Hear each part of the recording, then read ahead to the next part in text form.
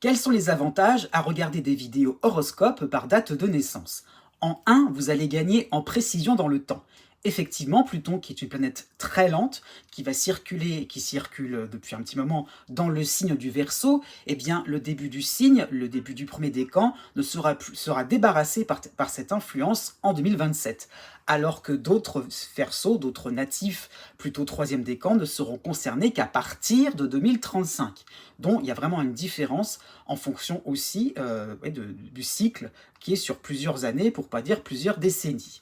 En 2, vous allez gagner en lisibilité par rapport aux influences qui vous concernent en particulier. Il y a vraiment le fait de savoir exactement quelles planètes vont vous influencer et qu'est-ce que ça va être pour vous précisément. Je m'explique.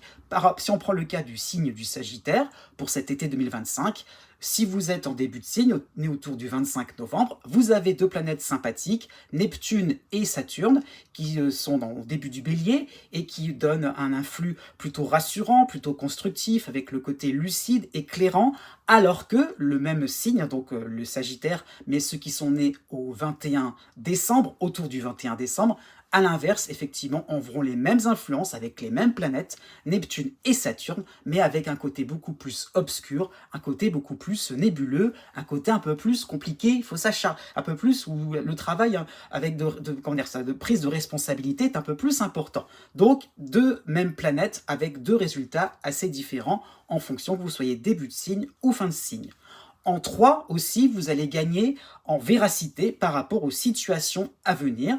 Pour être plus clair, si on prend le cas du signe, le signe du Capricorne, pour cet été 2025 et même pour l'automne 2025, eh bien Jupiter qui passe en opposition dans le signe du Cancer va avoir des impacts assez différents.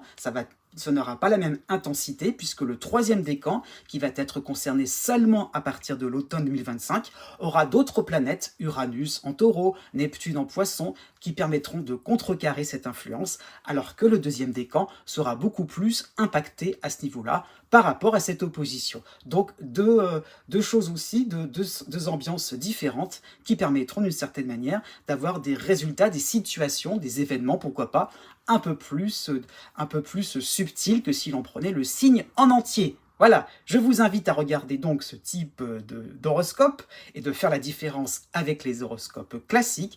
Et surtout, n'oubliez pas de vous abonner.